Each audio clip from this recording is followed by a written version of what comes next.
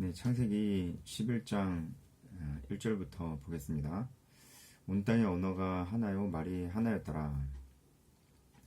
이에 그들이 동방으로 옮기다가 시날 평지를 만나 거기 거류하며, 이제 노아의 후손들에 대한 그런 이야기죠. 그들이 동방으로 옮겼다 이렇게 얘기합니다. 이것은 지리적으로도 이들이 동방으로 옮겼다는 것을 얘기하기도 합니다. 아마도 이제 아라라산을 기준으로 봤을 때 그들이 동쪽으로 옮겼다 이렇게 얘기를 하는 것 같아요. 동쪽으로 계속 가다 보면은 이제 시날 평지, 여기는 유프라테스 티그리스강이 이제 만나는 곳이라고 이제 보여집니다. 아주 이제 비옥한 곳이었죠. 거기가 이제 바벨론 지역입니다. 동방을 옮기다가 이 시날 평지를 만나 거류했다고 하니까 이 땅이 굉장히 비옥한 땅이었다는 것도 이제 알 수가 있죠. 그런 의미에서 지리적으로 이들이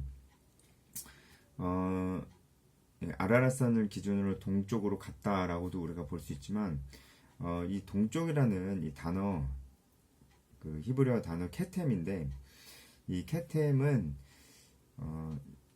이제 동서남북 할 때 동쪽을 얘기하기도 하지만, 성경에서 뭔가 하나님과 멀어져가는 그런 뜻으로 쓰였다고도 합니다. 이제 이 케템은 에덴을 기준으로 동쪽이라고, 이제 창세기 1장에서 10장까지 총 5번의 용례가 다 그런 용례로 쓰이고 있다고 합니다. 근데 이것은 다 뭔가 사람들이 하나님과 멀어지고 있다는 것을 얘기할 때 이렇게 쓰이고 있다고 합니다. 그렇다면 지금 이 동방으로 옮겼다는 것도 그냥 단순히 지리적으로만 동쪽으로 옮겼다는 것뿐만이 아니고, 두 가지 이제 좀 중의적인 것이 있겠죠. 지리적인 것도 얘기하는 것이고, 또 하나님과 멀어지고 있다는 것도 얘기하는 겁니다. 전체적인 맥락을 봤을 때 그것도 아예 틀린 설명은 아니겠다라는 생각도 듭니다. 어쨌든 사람들이 점점 더 하나님과 멀어지고 있다는 것을 좀 보여주고 있어요. 노아의 후손들이요. 3절에 서로 말하되 자 벽돌을 만들어 견고히 굽자 하고 이에 벽돌로 돌을 대신하며 역청으로 진흙을 대신했다 나옵니다. 실제 이 바벨론 땅에는 이 벽돌을 만들 만한 그런 재료들이 많이 있었다고 합니다. 그 점토질 흙이 많이 있어가지고 그걸로 벽돌을 만들었다고 합니다. 그래서 벽돌이 흰색 벽돌이 많이 만들어졌다고 그렇게 얘기합니다. 그래서 벽돌을 만들어서 구웠어요. 벽돌을 만드는 방법이 이렇게 구워서 견고하게 하는 방법이 있고, 햇빛에 말리는 방법도 있나 봐요. 그런데 벽돌을 구우면은 햇빛에 말린 것보다 훨씬 더 견고하다고 합니다. 그러니까 이 사람들이 지금 작정하고 굉장히 견고한 성을 만들려고 하는 중이다라는 것을 알 수가 있겠죠. 그리고 역청으로 이제 진흙을 대신해서 역청을 바르자라고 했을 때, 이 역청도 마찬가지로 굉장히 견고하게 이걸 만들려고 하는 지금 그 의지를 보여주고 있는 건데, 이 역청이 뭐냐? 이 역청이 이제 70인역, 이제 그 헬라어 번역본이죠. 그러니까 구약 성경 히브리어로 쓰였는데 나중에 이 유대인들이 이 구약 성경 히브리어로 된 구약 성경을 헬라어로 번역을 하는데요. 그것을 이제 최초로 번역한 걸 70인역이라고 합니다. 그 70인역에는 이 역청이라고 나와 있는 웨하헤마르라고 하는 히브리어 단어가 쓰였는데, 이 웨하헤마르라는 히브리어를 헬라어로 번역했습니다. 헬라어로 어떻게 번역했냐면 바로 우리가 잘 알고 있는 아스팔트로 번역했습니다. 그러니까 이 역청이 아스팔트예요. 이 아스팔트로 벽돌을 진흙을 대신해서 이렇게 굵게 만드는 겁니다. 그러니까 굉장히 견고하게 만드는 것이고, 이 아스팔트는 팔레스타인의 사해 유역, 이 메소포타미아 지역에도 상당히 많았다고 합니다. 사해 쪽에도 많았고 메소포타미아 지역, 여기는 이제 메소포타미아 지역이죠. 예, 아주 많았다고 합니다. 이렇게 여러분 뭐 이게 조금 다른 얘기긴 하지만,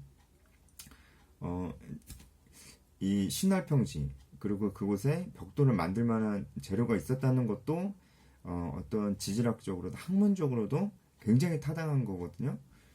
지금의 지질을 봐도 좀 타당한 거고요. 없는 얘기하는 게 아니라는 겁니다. 그리고 이곳에 아스팔트, 그러니까 역청도 지금도 있다는 거예요. 그러니까 지금 이 창세기 11장의 이 바벨탑 사건이 뭐 꿈에는 허구의 이야기가 아니고 실제 있었던 일이라고 하는 겁니다. 제가 너무 당연한 말 하죠. 이렇게 홍수 이야기도 실제로 있었던 일들이고, 창세기 이제 하나님께서 말씀으로 이 온 만물을 지으신 일도 실제로 있었던 일입니다. 그런데 자꾸 요즘 특히 이제 유튜브를 통해서 굉장히 그런 정보들이 많이 쏟아져 나오는데 이 성경이 실제 역사적이고 과학적이냐 이런 질문을 자꾸 해요. 이제 그러면서 이제 진화론을 이제 굉장히 정당화하고 그것이 과학적인 것이고 이제 성경을 기준으로, 그러니까 성경을 베이스로 해서 과학적인 어떤 것들을 생각을 해 나가는 이런 과학들은 과학적인 것이 아니다. 이렇게 자꾸 얘기하려고 하는 시도들이 많이 있는데 그 사람들이 이제 보통 성경에 대해서 하는 얘기가 이게 사실이 아니다. 나중에 이 유대인들이 포로로 이제 잡혀가고 그랬을 때 자신들의 민족 정체성이 말살될까봐 민족 정체성을 잘 지키려고 그래서 이런 일 그때 그 민족 정체성을 위해서 이 성경이 기록이 되었다. 이렇게 얘기를 하는 사람들이 있어요. 여러분 뭐 처음 들어본 얘기일 수도 있는데 그런 사람들은 보통 이런 얘기를 잘 하진 않습니다. 근데 실제로 그 사람들은 성경이 그런 책이라고 이렇게 생각을 하고 이런 사람들이 이제 성경 비평학이라고 그래가지고 성경이 뭔가 편집이 됐다. 후대에 의해서 편집이 됐다. 이제 자신들의 어떤 정체성을 경고해 하고자 하는 그런 목적으로 쓰였다. 하지만 하나님은 계신다.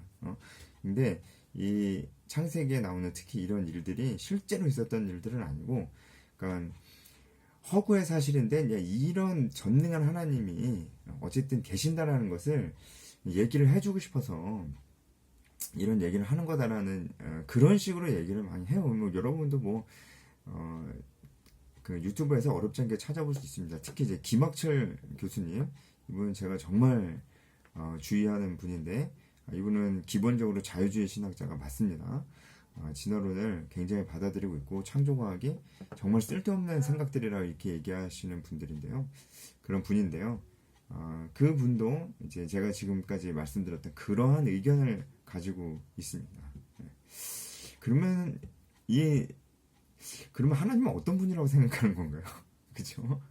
성경을 그 어떤 그냥 유대 민족이라고 하는 민족이 자신의 정체성을 경고해 하려고 만든 거다. 근데 이것이 다 사실이 역사적인 사실이 아니다. 라고 한다면은, 뭐를 도대체 성경을 보면서 어떤 생각을 우리는 해야 되는 걸까요? 뭐, 이게 다 사실이 아니고, 그냥 말이 그렇다는 거다. 그냥 뭐, 하나님이 그만큼 자비하신 분이다. 뭐, 라는 얘기를 뭐 하려고, 그냥 지어낸 이야기다. 라고 한다면, 여러분, 뭐, 그러면은, 뭐 우리가 어떻게 기독교 신앙을 뭐 믿어야 될까요? 예. 그분들은 어떻게 생각하고 있는지 잘 모르겠습니다. 그러니까 맨날 이제 마치 그 성경의 구원이라고 하는 문제가 이 세상의 정의를 그래서 실제로 이제 정의를 구현하는 일이다라고 자꾸 그런 식으로 이제 그 완전 틀린 말은 아닌데 인간이 죄인이고 인간이 완전히 타락을 해서 예수께서 그것으로부터 우리를 구원해 주신 게 아니고 인간의 어떤 정치적이고 제도적이고 어떤 그런 부분 도덕적이고 그런 부분에서부터의 구원이다. 인간의 궁극적 구원이라는 것은 그런 것이다. 라고 자꾸 얘기를 하려고 한단 말이에요.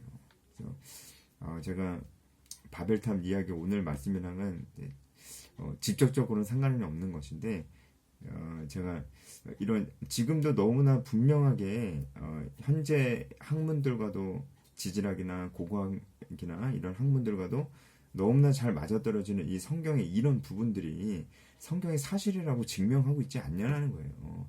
이게 뭐 허구고 뭐 그냥 지어낸 얘기라고 할 수 있냐는 거예요. 그렇지 않다는 얘기를 하고 싶었습니다. 이런 벽돌이나 역청이나 이런 거 봐도 그렇죠. 자, 오늘 말씀 중에 중요한 건 4절인 것 같아요. 자, 이 사람들이 굉장히 악한 생각으로 바벨탑을 지었다는 것을 4절에서 알 수 있는데, 그들의 악한 생각에 어떤 특징이 있었냐는 것을 우리가 4절을 좀 잘 묵상하면서 알 수가 있을 것 같아요. 성읍과 탑을 건설하자. 우리는 보통 이제 바벨탑만 지었다고 생각하는데, 바벨탑만 지은 게 아니고 도시도 만들었습니다. 이 부분을 히브리어로 직역을 하면은 우리들이 우리를 위하여 한 도시 그리고 한 탑을 쌓으리라, 이렇게 직역을 할 수 있다고 합니다. 도시도 만들고 탑도 만든다는 겁니다. 탑을 왜 만들려고 그랬을까요? 그런 생각을 좀 한번 해볼 수 있을 것 같아요. 도시는 그렇다 치고 탑은 왜 만들려고 그랬을까요? 그 다음의 이야기를 보면은 이들이 탑을 왜 만들려고 했는지 조금 알 수가 있죠. 꼭대기를 하늘에 닿게 하려고 탑을 만든 것 같습니다. 그렇죠? 그 탑 꼭대기를 하늘에 닿게 하여 이렇게 하는 거 보니까 뭔가 하늘에 닿게 하려고 탑을 만드는 것 같아요. 왜 하늘에 닿으려고 그러는 걸까요? 도시는 그렇다죠. 그렇죠? 근데 왜 탑을 만들려고 하냐? 하늘에 닿으려고 한다고. 하늘에 왜 닿으려고 하는 걸까요? 그 다음을 보면 또 힌트를 얻을 수 있을 것 같아요. 이름을 내는 것과 좀 관련이 있는 것 같고, 흩어짐을 면하는 것과 좀 관련이 있는 것 같습니다. 아니, 탑을 만드는 것과 이름을 내는 것, 그리고 흩어짐을 면하는 것과 무슨 상관이 있는 걸까요? 하늘에 닿는 것과 이름을 내는 것, 그리고 지면에 흩어짐을 면하는 것과 무슨 관계가 있는 걸까요? 우리가 좀 이 부분을 잘 생각해 보면은 이 사람들의 생각이 얼마나 악한 생각이었는지 우리가 좀 알 수가 있습니다. 악한 생각이란 건 뭐겠어요?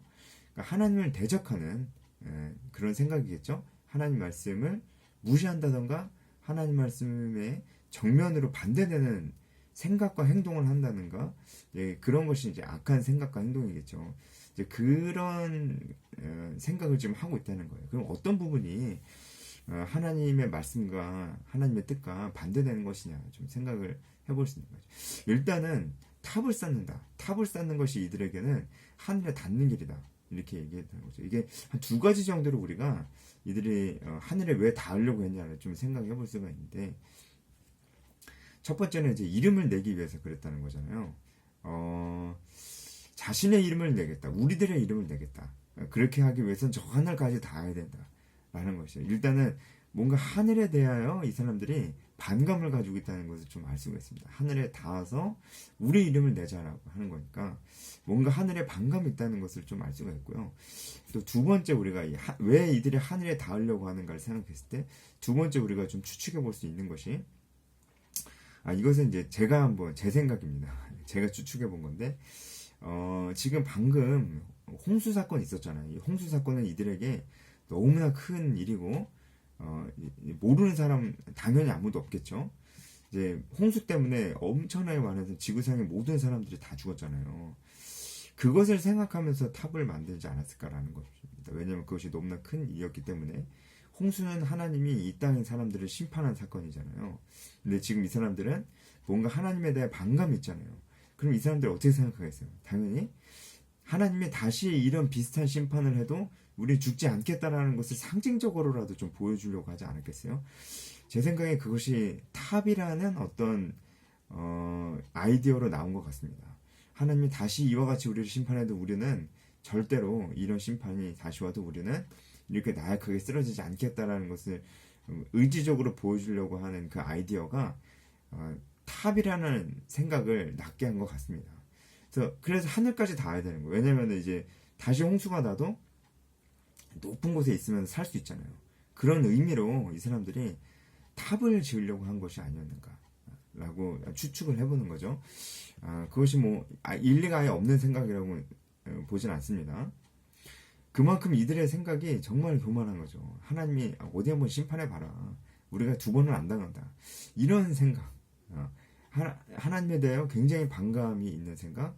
다시금 선악과가 생각나게 하는 그런 죄악입니다. 선악과를 따먹는 게 어떤 죄인지 예전에 말씀드렸죠. 선악과를 따먹는다는 것은 이 세상의 왕이 하나님이 아니고 바로 인간 우리다라는 것을 행동으로 보여준 그런 사건이 선악과를 따먹은 사건이었습니다. 지금 하늘에 대하여 우리가 탑을 쌓을 때 다시 이런 심판을 해도 우리가 죽지 않는다. 한번 한번 해봐라. 이런 식으로 사람들이 생각을 하고 행동을 한다는 것은 이 세상의 진짜 왕이 하나님이 아니고 우리다라는 것을 보여주려고 하는 그런 생각이 아니겠느냐. 그렇게 생각하면은 굉장히 심각한 그런 이들 마음속에 죄가 있다는 것을 좀 알 수가 있겠죠. 그리고 이들이 탑을 쌓은 이유가 4절 마지막에 나오는 게 온 지면에 흩어짐을 면하자. 그래서 탑을 쌓은 겁니다. 이것도 하나님 말씀에 정면으로 반대하는 생각입니다. 하나님께서 분명히 노아 홍수가 끝나고 그 방주에서 나온 노아에게 노아와 그 가족들에게 9장 7절을 보면은 너희는 생육하고 번성하며 땅에 가득하여 그 중에서 번성하라 이렇게 말씀하셨어요. 땅에 가득하라. 뭐 옛날 성경에는 편만하라 이렇게 되어 있는데 땅에 편만하게 다 퍼져 나가야 되는 거예요. 다 흩어져라. 한마디로 흩어져라라는 게 하나님의 뜻이었어요. 그런데 지금 뭐라 그래요? 흩어짐을 면하자 이렇게 얘기하는 거니까 이건 완전히 하나님 말씀에 반대되는, 이것도 선악과 사건이랑 좀 오버랩되는 게 있죠. 선악과 사건에서도 이제 그 사탄 마귀가 뱀이 과연 죽을까? 하나님은 반드시 죽으리라 했는데 과연 죽을까? 안 죽을지도 몰라. 이렇게 하나님 말씀과 반대되는 그런 얘기를 했고 그 말 때문에 하와가 선악과를 따먹었습니다. 그러니까 죽지 않을 거라 생각을 한 거죠. 하나님 말씀과 반대되는 생각을 한 거죠. 지금도 바벨탑을 쌓으려고 하는 이 사람들이 하나님 생각과 하나님 말씀과 반대되는 생각을 하고 있다는 겁니다. 그래서 이들의 마음이 이렇게 교만해져 있다는 거죠. 자, 여러분, 이 사람들이 어쨌든 탑을 쌓았어요. 그것도 벽돌을 만들어서 이 벽돌이 구우면은 더 견고해진다는 것도 알고 있었고, 그리고 진흙 대신 역청을 쓰면은 더 견고하다는 것도 알고 있었고, 여러분, 우리가 여기서 발견할 수 있는 사실이 뭡니까? 여러분, 노아의 후손들, 지금 홍수가 끝난 지 얼마 안 됐어요. 이 후손들은 미개인이에요? 원시인입니까? 아닙니다. 이 사람들은 굉장히 지혜로운 사람들이었어요. 그러니까 이 사람들이 이런 생각과 지식과 기술들을 어떻게, 이 엄청난 건축 기술이 필요할 텐데, 이런 걸 어떻게 알았을까요? 아마도 노아를 통해서 배웠을 텐데, 노아와 그 아들들 통해서 배웠을 텐데, 노아와 그 아들들은 그것을 어떻게 알았을까요? 아마도 홍수 이전에 그 인간 문명이 굉장히 고도로 발달된 문명이었었다는 것을 우리가 여기서도 좀 짐작을 해볼 수 있어요. 홍수 이전의 문명에서 가져온 기술과 지식들이었겠죠. 그것을 가지고 이들이 탑을 쌓으려고 하는 거겠죠. 그것으로 이들이 이제 자기를 위해서 도시를 만들었겠죠. 하나님을 대적하려고 하는 사람들이 굉장히 힘이 있고, 그리고 여긴 신할 평지예요. 굉장히 살만한 곳입니다. 살만하고 힘이 있고 지식이 있고 기술이 있고 하면은 그것을 가지고 자꾸 하나님을 대적하려고 한다는 거예요. 이것이 지금 창세기에서 계속 반복되어 오는, 가인의 후손들도 그랬고, 그리고 이제 니므롯들도 그랬고, 네피림들도 그랬고, 그러니까 이렇게 계속해서 반복되어져 오는 그런 역사예요. 자, 우리가 이것을 보면서 지금 우리 상황도 좀 생각해 볼 수 있습니다. 지금 우리도 꽤 살만하잖아요. 그러니까 우리도 마음이 굉장히 교만해질 수 있어요. 바로 이 바벨탑을 쌓으려고 하는 사람들처럼요. 우리가 좀 반성할 필요가 있습니다. 어쨌든 지금 이 사람들이 이런 생각을 한다는 것 자체가 굉장히 충격적이지 않습니까? 왜냐면은 지금 노아의 홍수 심판이 끝난 지 얼마 안 됐어요. 이제 다음 시간에 이제 셈의 족보가 10절부터 나오는데 셈의 족보를 보면 알 수 있겠지만, 아마도 이 바벨탑 사건이 일어났을 때가 이제 벨렉, 창세기 11장 16절에 나오는 이 벨렉에 태어났을 때, 벨렉에 살고 있을 때, 벨렉이 태어났을 때 이 바벨탑 사건이 일어난 것으로 좀 보이는데, 그건 얼마 안 됐습니다. 네, 계산해 볼 수 있어요. 나이 계산해 보면 대충 나와요. 얼마 안 됐어요. 홍수 끝난 지 얼마 안 됐는데 사람들이 지금 이런 생각을 하고 있다는 거. 그러니까 심판을 경험을 했는데 이런 생각을 하고 있다는 게 사람들이 얼마나 빨리 악해질 수 있는가를 보여주는 것이고, 선악과 사건이 그대로 재현되고 있을 만큼 사람들이 정말 빨리, 정말 심각하게 악해지고 있다는 것을 보여줍니다. 여러분 하나님 이 모습을 보시면서 어떤 생각을 하셨을까요? 5절부터 하나님께서 성읍과 탑을 보려고 내려오셨다는 것은 이제 하나님께서 자세히 그것을 살피셨다라는 그런 뜻입니다. 그래서 하나님께서 이 사람들의 생각과 행동들을 보시고 하나님께서 어떤 결론을 내리셔야 됐을까요? 노아의 홍수가 진짜 노아와 노아의 가족들을 빼고는 다 죽어버리는 그런 무시무시한 심판이었는데도 그래도 안 됐다. 이것도 안 통했다. 그러면은 그 다음엔 어떤 심판을 해야 될까요? 그냥 싹 다 그냥 완전히 인간들을 이 땅에서 싹 다 밀어버리는 심판을 하는 것이 맞지 않는가라는 거예요. 이것이 정말 공의로운 것이죠. 이것이 악한 것에 대해서 공의롭게 심판하는 것이라면은 지금 이 바벨탑 사건에 대한 하나님의 심판의 결론은 분명히 인간을 다시 완전히 이제 홍수 때보다 더 완벽하게 멸종시키는 것이었을 겁니다. 그것이 너무한 게 아니고요. 그것이 의로운 것이라고요. 그런데 하나님께서 어떻게 이 바벨탑 사건을 매듭을 지으셨는가 우리가 알잖아요. 하나님께서 결국은 언어를 혼잡게 하는 것, 7절에 언어를 혼잡게 하는 것으로 그냥 그치셨어요. 야, 이것은 정말 하나님의 자비하심입니다. 하나님께서 자비를 베푸신 겁니다. 왜냐면은 인간들 다 멸절시킬 수 없잖아요. 왜? 인간들을 사랑하시니까. 우리를 사랑하시기 때문에 그러실 수 없었던 겁니다. 그리고 하지만 바벨탑 이들의 그 생각과 행동이 너무 악하니까 이들을 두면 계속 이렇게 하겠구나. 6절에 이후로도 그 하고자 하는 일을 막을 수 없으리로다. 이들을 두면은 이들이 더 악해지겠구나라는 것을 아시고 그들을 둘 수는 없으니까 언어를 혼잡게 하셔서 흩으셨습니다. 흩는 거 정도는 안 되죠. 언어를 혼잡게 하는 거 정도는 안 되죠. 다 죽이셨어야 되죠. 그런 거예요. 이게 하나님의 의로우심입니다. 다 죽는 게 맞는 거예요. 그런데 그렇게 하지 않으신 거예요.